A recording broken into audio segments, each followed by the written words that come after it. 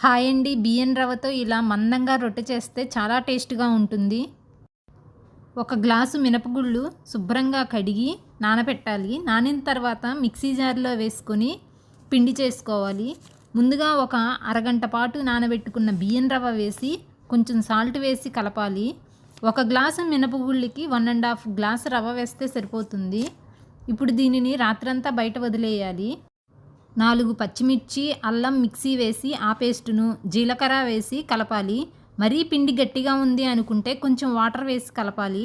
ఒక పాన్ తీసుకొని కొంచెం నూనె వేసి వేడయ్యాక ఈ పిండిని రొట్టెలాగా వేసి ఒక ప్లేట్ మూత పెట్టి ఒక 3 నిమిషాల తర్వాత తీసి రెండో వైపు తిరగవేయాలి.